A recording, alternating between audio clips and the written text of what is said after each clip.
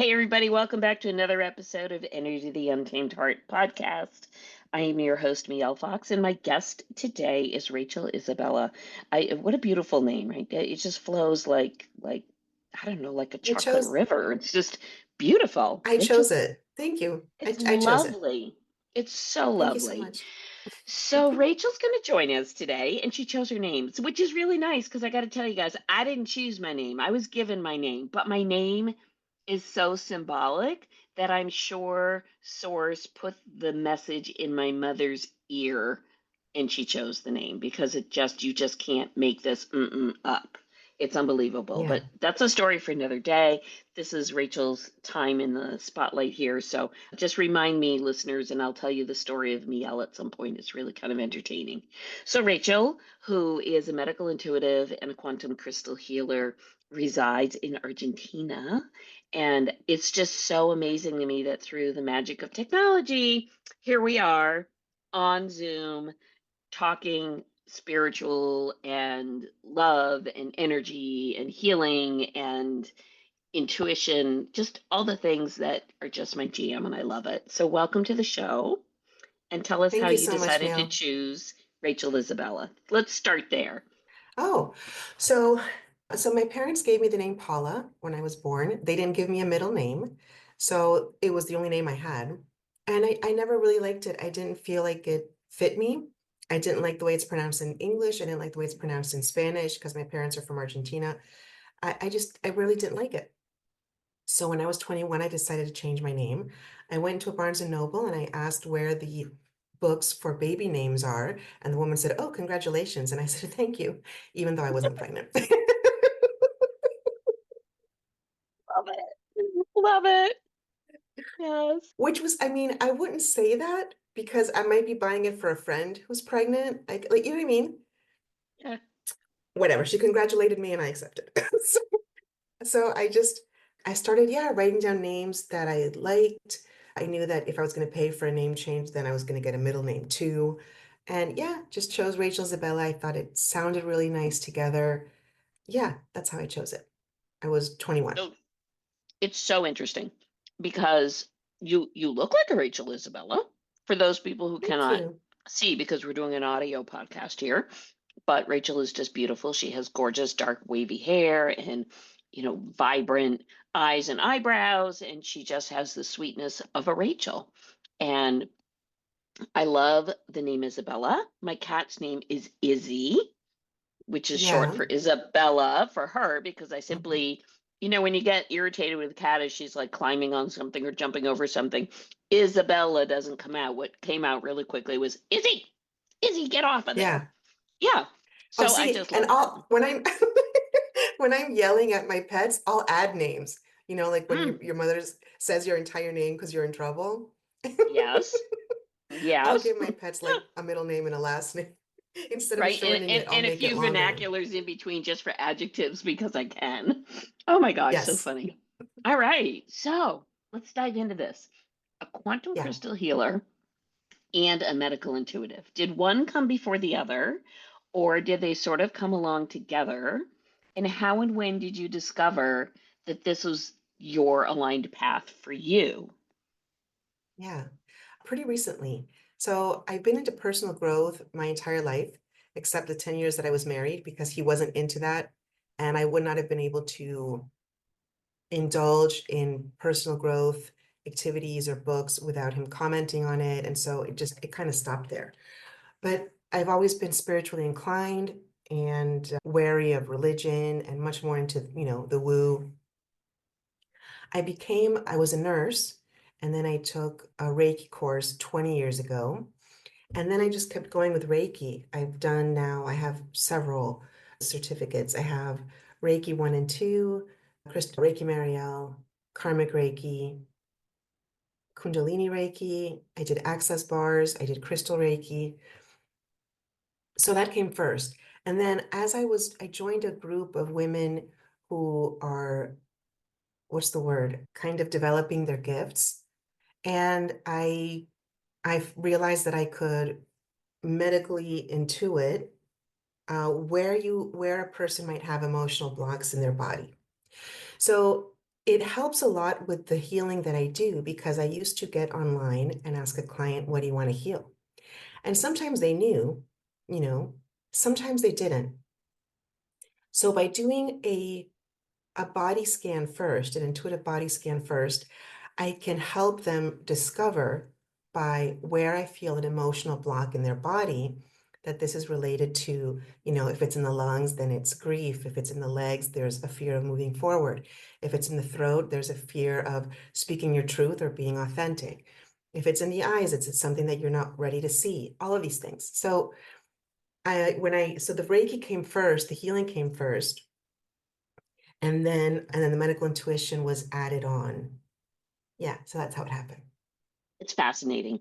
It's really fascinating because for the listeners who may or may not know the kind of the details of how does this roll is the art and the skill and the beauty of Reiki is, and I'll let you certainly fill in the blanks because you have so many different levels and kinds of Reiki certification, but it's an energetic modality for people who are wondering like what does this mean? And it is pretty much having the practitioner be the conduit. So they're not actually doing the thing, but they're serving as the conduit to help bring that energy through in order to help unblock channels of energy or circular chakras of energy that may not be moving well or stuck. And please jump in and say, no, Exactly. no, not quite right. But that's my Oh, understanding. That's my yeah, understanding.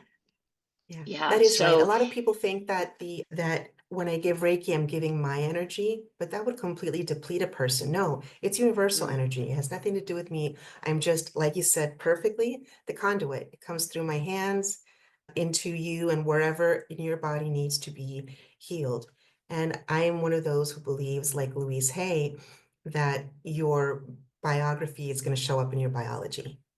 So absolutely. I, Yeah. so you might have already you might already have a physical manifestation of your pain, but I like to go in before it manifests because it's much easier to clear out. If we get to where you have pain or where you have energy that is just stuck or blocked, then we can get to it hopefully before it becomes a physical manifestation. Yeah. Yeah, yeah, it's really beautiful.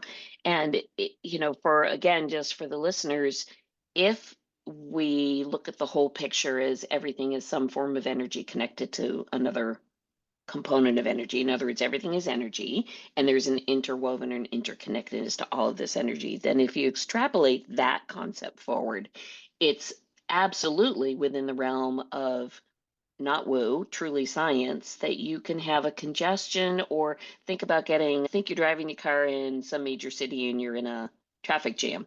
Well, if you can find a way through the traffic jam and clear it out, you can move forward more freely. So, as the energy becomes a little bit stuck in areas of the body, because we're energy wrapped up in this human expression, our organ systems or other parts of our body can get clogged up.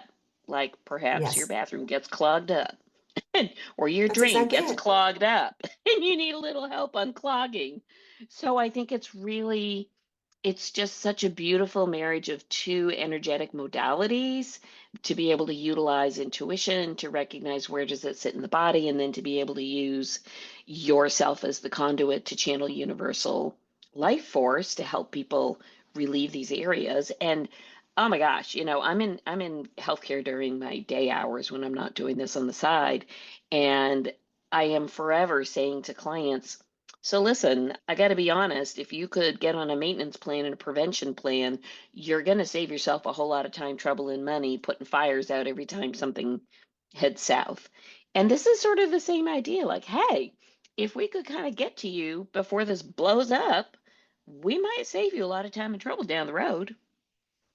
Yes, but here's the thing. People in general do not spend money or time or energy on prevention. So rather than going to marriage counseling before a wedding or in the first year of marriage, they do it when it's kind of too late or when too much Oh, crap has happened. yeah. It's very easy unless you have the healing that has to happen because this is what I find. A lot of the people that need help to unblock something, it usually has to do with a problem with identity, a problem with forgiveness, or, oh man, I just got stuck. Identity, forgiveness, and boundaries, a lack of Mm. boundaries. Okay, and that creates all kinds of, you know, crap Poop. in life. Right. Yeah, and you can trace it back to something, with your parents, with your religion, with your ex-husband, with whatever, it is that you weren't taking care of yourself well, and so now it has shown up, or something that you need to let go, like in forgiveness. And people respond when something is urgent and immediate. So a broken bone or a bleeding wound. But, oh, some childhood trauma, I can put that on the back burner. I don't need to work on it today. And the next day, I don't need to work on it today. And then the next day, I don't need to work on it today. So people rarely spend their money, their time, or their attention on preventing a problem. They will spend it on trying to put out fires. Yeah. Yeah, and that's really kind of too bad. So hopefully the takeaway from part of today's chat is consider spending your time, your energy, and your money on preventative measures so that you don't have to spend and waste more time and your quality of your life that kind of Mhm. gets tampered with when you get sick from contained or held on to emotional and energetic junk that Yeah. could be cleared. I will tell you very transparently, I have learned kind of the hard way that preventative maintenance is the key to my well-being. Whether that's I see my Reiki practitioner routinely in the physical realm, I see my neuromuscular therapist routinely, my chiropractor routinely. In fact, before this call, I just had a sound healing session. And so I'm the ultimate blend of woo and science. Love I'm it. I'm very well trained in the sciences. You were a nurse. I'm in oral health care. It's not that it doesn't come without the scientific background and training, but to ignore the fact that even if you just want to look at it from a quantum physics standpoint, there is energy that exists everywhere around you, within you. It cannot be separated. Then it makes sense to address some of those things through what we in the Western world like to call non-traditional modalities. And I think that in itself is a little bit of an oxymoron. I mean, take Reiki, it goes back a bajillion million years in cultures. Yeah. It's not But it's new. new. It's new Yeah, age. but it's new age, right? And the same thing with and medical intuitives. Hello, that's not new either. Just saying. Shamanism, not new. None of Yeah. this is reinventing the wheel. None of this is like, oh my God, look what's been discovered. This has been around in various cultures throughout the world for a millennia. And it's just that, for example, we here in the United States, we're a little slow to pick up the groove of what's going on. And I'm not saying you have to be ultra spiritual. I'm not saying you have to be ultra woo. I'm not saying don't go see your physician. I'm not saying any of those things that, God forbid you need a Tylenol, take a Tylenol, whatever your gig is. But to be so head in the sand or blinders on that, oh, it can only look like this, I think Yeah. is not giving yourself the best opportunity for the maximum amount of abundance and expansion that you can welcome into your life in terms of your emotional health, your spiritual health, your physical health, and your mental health. All of it. You can't actually separate them and spin four different plates. They're really one big platter. And we pile Yeah. everything on the one big platter. And so to have obviously, if you broke your leg, you're probably going to go take a little visit to the surgeon, right? Get a rod, get a cast, get whatever you need. But let's say, okay, so now I have some other component of me that feels quote unquote broken or in need of some healing or repair, and it isn't tangible, like here's a busted bone or busted finger. It's whatever it may be, your solar plexus, your heart, your mindset, Yep. I don't know, pick whatever it is. Well, obviously, you want to have that fixed too, right? So again, the Yeah. combination of how do we bring these modalities mainstream to kind of go hand in hand with what everyone's other choice of whole wellness may be, I think is really, it's time to bring it all to the party is really what I'm saying. Like don't leave the spiritual, emotional, and mental well-being out of the party because you're busy just dealing with the physical piece or fill in the I blank, agree. whatever that may be. And so I think it's a beautiful combination that you offer to clients. Really beautiful. Well, I agree I love the idea that we live in a time where different healing modalities are offered. You just mentioned, a chiropractor and sound healing and all these kinds of things. People used to only have therapy, or Mm, psychoanalysis or things like that. I don't really want to go to a psychologist if I have a problem. This is not to like shit on psychologists or therapists at all. It's just that I don't want someone who will divorce my brain from everything else. hmm So, right? So I would go to someone who probably studied therapy, but is also very much into what might have happened to me in my mother's womb, or what might have happened to me in a past life, or what is written in my Akashic records, or what is the lesson that I came to learn, and maybe that's the reason why I'm stuck on this subject, but not on this subject. And that is the only reason why I wouldn't go to a psychologist is because for me, it just isn't enough. There's more to me than just my brain. So now with healing modalities, I would tell anyone, even if you're skeptical, try it. Try sound therapy. You're going to feel so relaxed. You might have a breakthrough. If not during that time that you're listening, it might come later. You never, tried Reiki or crystals or acupuncture or anything like that. Try it. There are so many things out there that I like the variation. I like the fact that what might work for you might not work for me, but that's okay. I love that we're Yeah. branching out into different ways of healing. Yeah. Yeah. And I love that, just like, and the listeners have heard me say this on the show before, I really feel that the messages that we're meant to receive for that connection and communication for beyond 3D or 5D or beyond that, every one of us receives it in a slightly different way. Everybody needs to hear it or receive it, or I don't mean hear with your ears, I mean, however that is brought through to you Yeah, in a slightly different way. And so for some people, it may come through verbal. Some people, it may be sound and music. Some people, it may be creativity through physical movement of the body, dance or art or painting.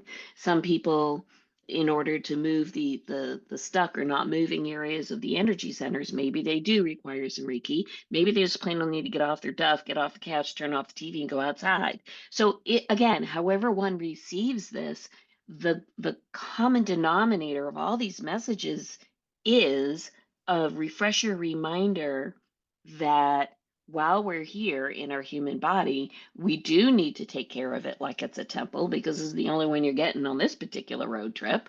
When you come back on some other road trip, you borrow somebody else's, shell, there you go.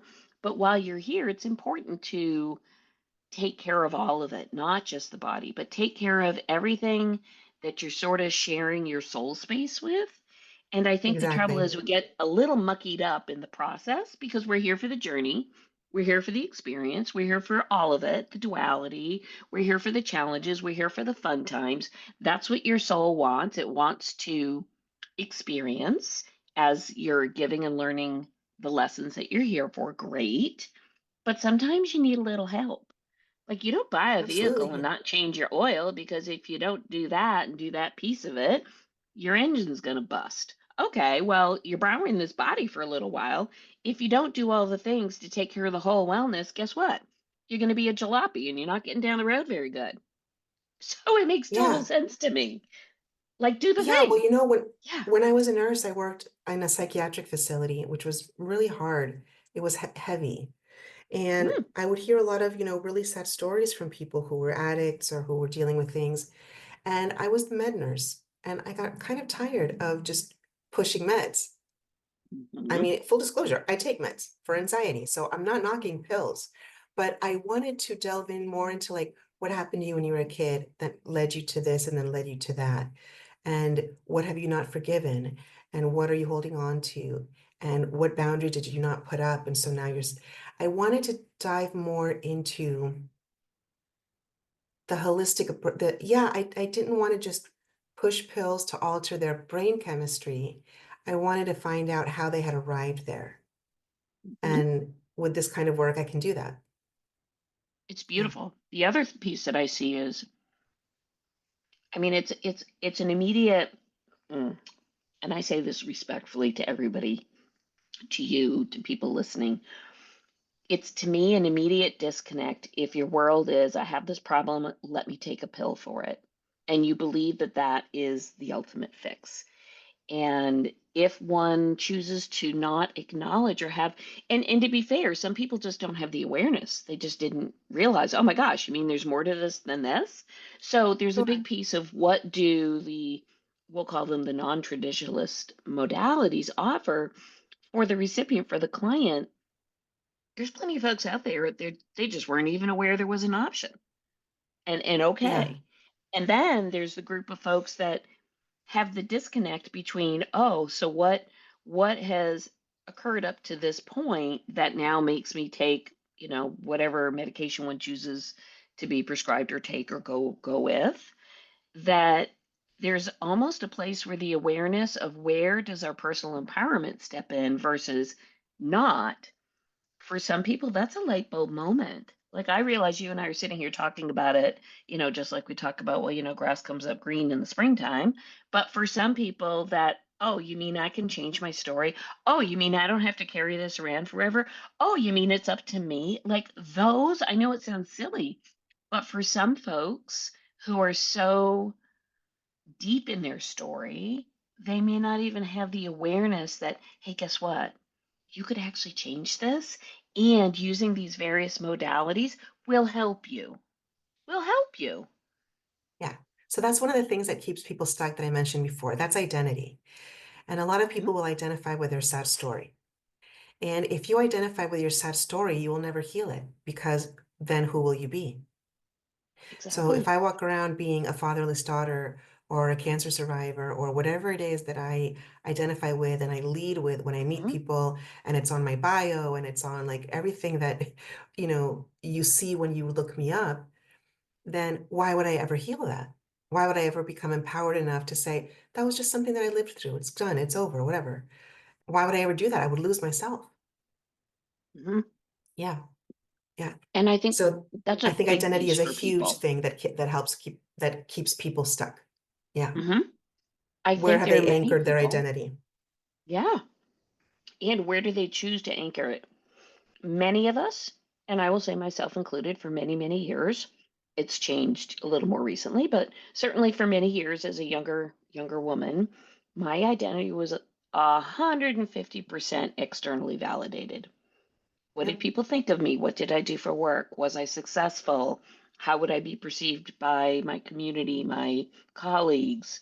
How do I need to show up for places or people or whatever? And while we do have to function in society, of course, and you can't just kind of walk around with this big signboard that says, F the world, I'll do what I feel like, there is a place where we can find our personal inner alignment and balance it with the necessities of being a human, doing human stuff in the human world. And I think this honing in on our identity is really key because identity then also is immediately connected to what is one's perception of self-worth. What is it? Do you buy your identity that you've chosen, be it internally validated or externally validated? That is a direct path to what do you consider as your self-worth? Are you only worthy if, and then fill in the blank, whatever that thing is. There, I think, and I do find, I will say, I see it a lot, not, I think in both men and women, but I certainly do see it an awful lot with women who spend a lot of their lives identifying themselves externally, whether it's from a relationship in, a spouse, a partner, the children, the job, whatever the thing the is, and role. when the roles that they play. And there's a fear of if you take that away from me, then who am I? Which is very much what you see oftentimes in women who get to that the kids are out of the house age and now I've got more me time, and you will hear very often, I don't know who I am. I don't know what Yeah, I like. I don't know what I want. I don't know, because they truly don't.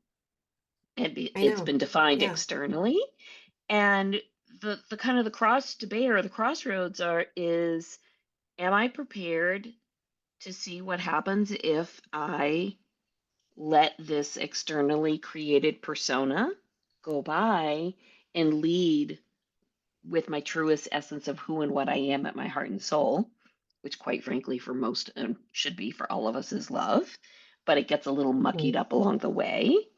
And I'm just curious, as you help your clients through with the combination of the Reiki and crystals, do you find that addressing that who am I piece? I gotta think how to ask the question.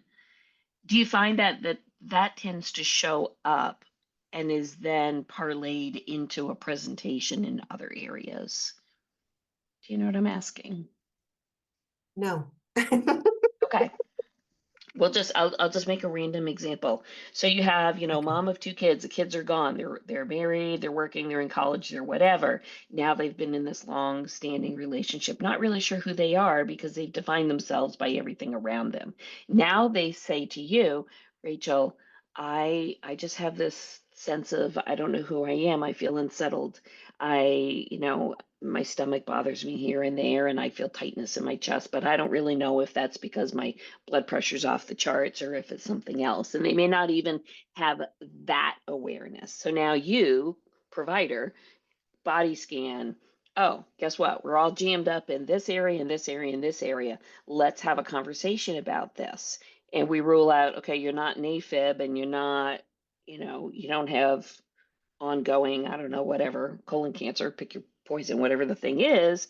And lo and behold, it comes down to the fear of, will I be safe if I express myself? Will I be safe if I step into the world as who I really am versus this image of, Mrs. Nicey Nice with the two kids and whatever Yeah. it is. Yeah.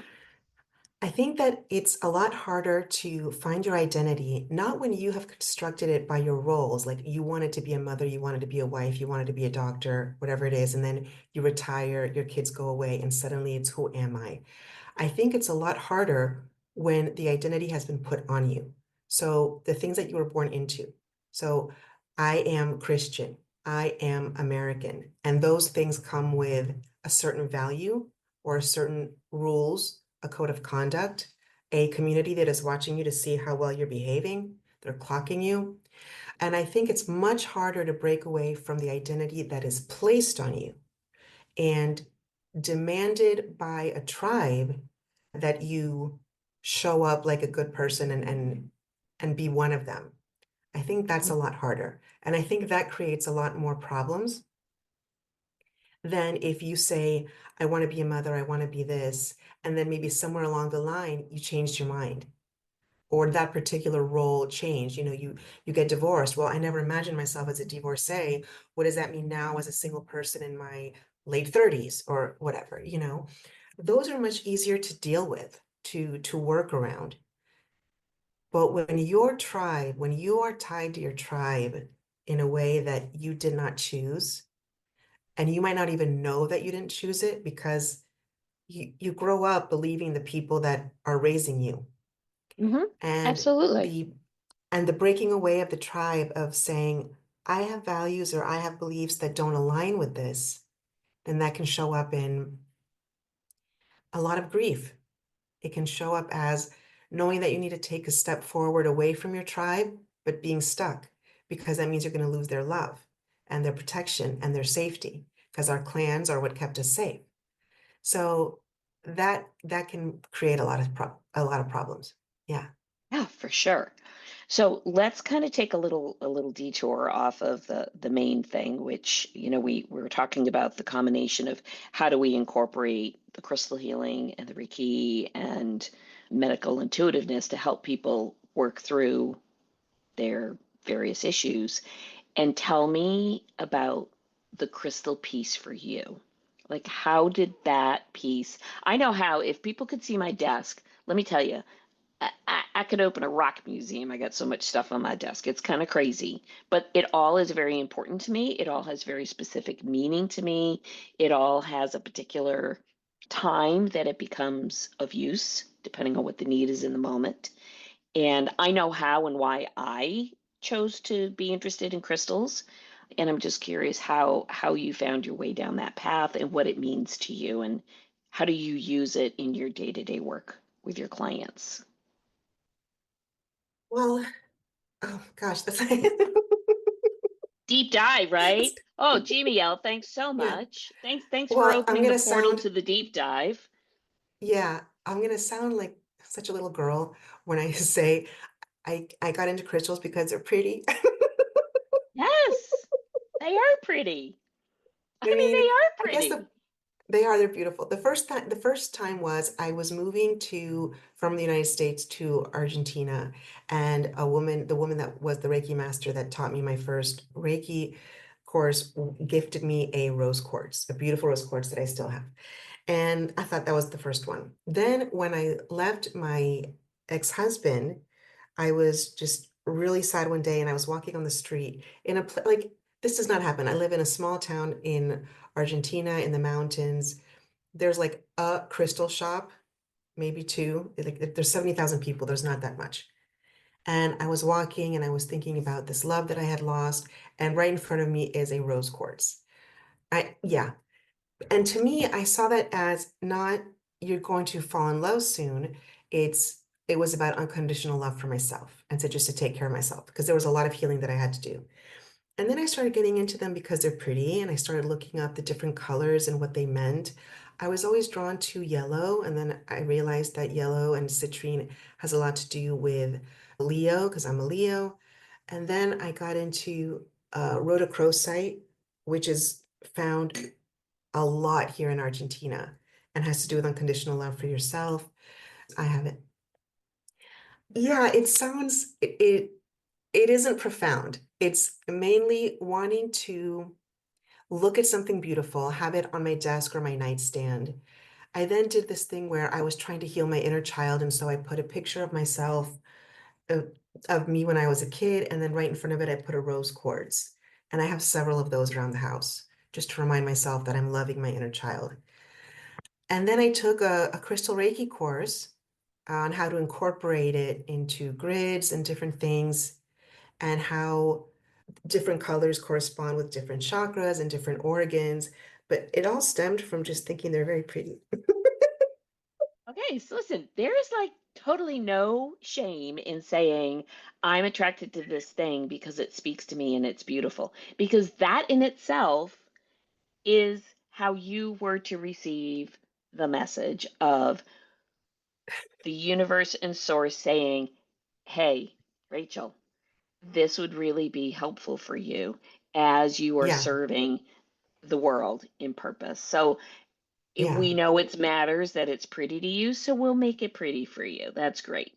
But there's, I mean, there's just nothing to me, like there's nothing really coincidental about that. It's sort of like, okay, she needs to have something that's going to help her, in her journey, help her personally, and be able to help other people. Oh, okay. So for you, it turns out to be crystals. And for people who, I wish you guys could see the video here. I'm only going to use the audio, but these crystals come in either what we call raw form, meaning they're just kind of like mhm, chippy choppy jagged rocks you'd like, I don't know, see at the beach or something. And then they come in, fancy pantsy polished form, which is like all nice and yeah, shiny and pretty. And yeah, I mean, the key to it is just that it is not, shall I say, just a man-made piece of something. It's that it's actually a cultivated mineral from the earth, or if it landed here from somewhere else on the earth, whatever that may be for you. But that's really the piece. And so to get people out of woo-woo land, because some people say, oh, quantum crystal healing, how very woo-woo. Okay, let me just skinny this out to get back down to earth and science for a minute. Rocks and minerals are basically a solidified product of a certain contained energetic expression that can be measured through the elements or the components of said given mineral rock. So, exactly. example, rose quartz. Rose quartz is a combination of it's quartz, which you can Google it up, peeps. Look up quartz. And rose is obviously a particular color, often associated with the heart chakra and unconditional love. If you want to get really geeky, there's a very measurable frequency to what is in a quartz and why is it of value to use in healing. And so I'm so fascinated by this. I mean, I hate to say it, I have like a little bookshelf next to my desk here, and it has books of all kind. And one of them is this gigantic encyclopedia of rocks and minerals and stones. Because not only do I think they're pretty, and yes, they're very pretty, and I, like you, live in the mountains, so we have actually natural sources of certain kinds of minerals and rocks here, just like you do where you are. But there is a complete breakdown of what are the properties associated with the physical element that is creating the gem or rock or stone that you're working with. And so, Yeah. again, I find this very helpful that you utilize the crystal healing in combination with being the Reiki conduit, which is bringing through life force and energy through you to someone else, because it's sort of like it amplifies it to me. So if you have a particular stone, let's just take the rose quartz, right? Let's say you're working with somebody who's got some pretty darn deep grief and maybe their energy around their heart's a little backed up like a toilet, then sure, you're going to do your thing, but if you help them out a little bit with some rose quartz, it's kind of like turbo in a way for healing Yes. to me. So Yeah. again, at the beginning of the show, I said, "Oh, so tell me how you got into this." And as we're talking, I'm like, "Well, duh. I mean, at the end of the day, you're a gifted healer. You're put here to help people learn how to heal themselves. You're not doing the healing, but you are absolutely the conduit that is allowing them to tap into their need and ability to heal themselves through your Hmm. assistance. And isn't universe so clever as to gift you with the love and joy of crystals, hello, and the wisdom and knowledge of how does one use these in grids and or body placement to enhance your chakra clearing. I mean, hello. And oh, let's not just make her a nurse. Let's make her a medical intuitive. That would be brilliant. Right. So now they've just like, I mean, you're sort of like the ice cream sundae with the cherry on top, I'm going to say. It's Thank like you you, got Mel. all the good stuff, right? I know. It's like, I've oh, never this is just perfect. never been Like, called that before, but I'll take it. sure, why not, right? I mean, who doesn't want to be an ice cream sundae with a cherry on top? Like, really? Yeah. But it's beautiful because many of us, and I'm in the field of service as well, and I do this on the side because it's just important to me to teach people that there's lots of ways to walk yourself home to your heart and your soul, and it's a matter of how willing are you and how open and spacious can you be and how curious can you be to embrace the journey, even the bad stuff, and embrace it because it is part of what is bringing you back home if you choose Yeah. so. And all the people that I talk to and interview and have these conversations with, it is just so mind blowing to me that no matter how the words come out, no matter what they tell me they do, if you were to skinny it all back and lay it all bare out naked, it's all messages and information to help us walk home to how we showed up in the first place. Pure love. Yeah, I Like agree. there you are. Yeah. Yeah, another thing, if people want to get into crystals, my son, when he was little, he would go to sleep with a car in one hand and an action figure like Buzz Lightyear in the other one. And it was just Yeah. comfort. And I realized that I use crystals like that, not to sleep, but when I fidget or when I'm anxious, rather than like ripping up my nails or doing something harmful, the same way that they invented the fidget spinner a few years ago, Hmm. have a little cup of crystals near you, your desk, and you'll find that you're drawn to whatever stone you're drawn to that day, whether it's the color or the shape or how it fits in your hand. And I find that it's a great source of comfort if you have anxiety. I use it the same way my son used to use his car and his Buzz Lightyear to go to I love sleep, this to feel because safe. as you're Yeah, sitting here, I always yeah, have something palmed in my hand, yeah, and I'm very much about how does it feel to me and what does it represent? And let me just say this. I think there's totally no difference whether you're holding on a Buzz Lightyear, your favorite teddy bear, or your prize, ametrine crystal, whatever your gig is, it is serving the same purpose. It is serving as a means for you to help regulate your nervous system, to be at to peace. be at Hmm. peace and calm, to be in a state of being that facilitates receiving, hearing, whatever phrase you want to call that, information and messages, downloads, whatever word you want to put to that from the spiritual realm. And whatever the spiritual Yeah, realm is for you. And I will say, and I'm not a highly religious individual, I'm very spiritual, but not highly religious, meaning I don't, go through the whole doctrines and all that sort of thing. But is it any different? And I'm probably going to piss somebody off. So sorry in advance for anybody who doesn't want to hear this. And by the way, I'm really thrilled with the new Pope vote, but okay, whatever.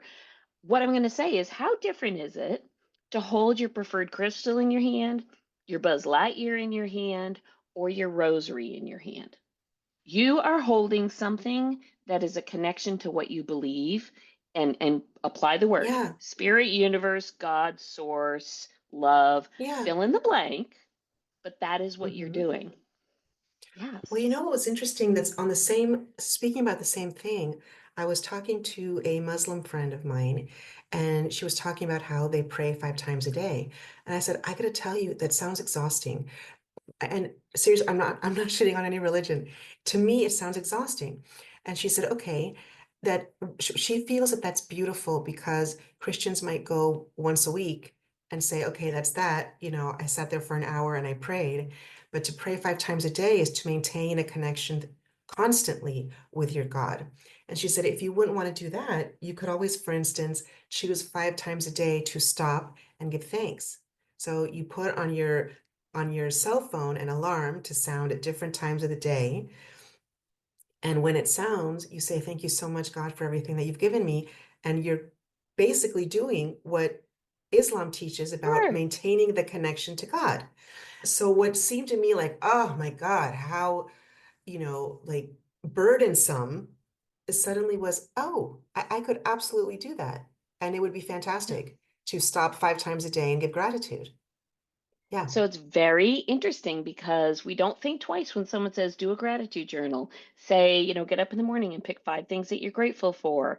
And, a Yep. lot of people like, I can't think of 5 things. I'm like, hello. Like, you could be grateful for the fact that you still have hair in your head, that you woke up in the morning, that you're able to swing your legs over the bedside, that you have a job to go to, that you didn't step in cat puke when you stepped out of the bed. I mean, whatever, right? Like, I mean, there's a lot of things one can be grateful for.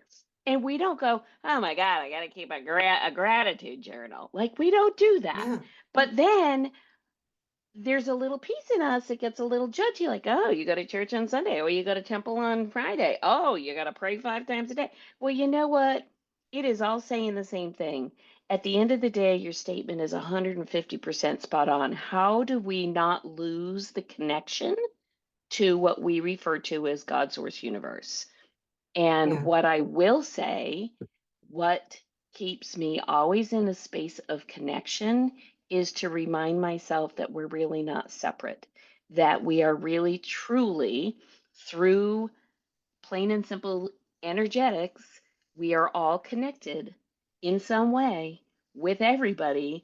And Yeah. if one is believing that we have come here as a soul or as a source of God's love, whatever that may be, then within you, you have God's self within you because you are a part of that greater thing. You're Yeah. just hanging out on earth for a little while, having a little party, doing your journey until you don't. And it's perspective. So the awareness that you said, wow, interesting. I looked at 5 times of praying as a difficulty, but yet I looked at 5 times a day of gratitude as a gift. Again, it's just our human Yeah. perspective. But how beautiful to have the awareness like, ah, I have choice in how I choose to perceive. I can shift it, Yeah. I can hold to it, I can whatever. So that in itself is such a gift. The awareness is such a gift. Yeah. Yeah, I agree. So tell me, how do people find you? Because I just can't wait to just scream from the rooftops like, oh, this chick, man, you just gotta connect because she's got it all going down. Yeah. Well, I'll give you all the links to include in the show notes, but I'm Rachel Isabella on Facebook. I don't post too much on Instagram. And then I have two pages that are landing pages. One is to my freebie, which is all about finding your identity, if you want that. And the other one is my landing page to the healing session that you can get with me. But if you just want to be my friend, you can look me up on Facebook as Rachel Isabella. You're so funny. If you just want to be my friend, like who doesn't want to have friends, right? Hey, man, if you just want to be my friend, you could just look me up. Oh, you're so cute. Oh my Well, God, you're so well, the thing funny. is, well, I used to post a lot on Instagram and then I got really tired of it. I was like, oh, uh, just, I got tired of social media. So now I just Yes. think, well, if you want to be my friend, just look me up. But I Yes. don't feel like posting all the time. I'm really Yeah. glad that you changed your name to Rachel Isabella. It's just beautiful. Thank you. So am I. Yeah. I feel that it Yeah. fits. It Yeah. absolutely fits.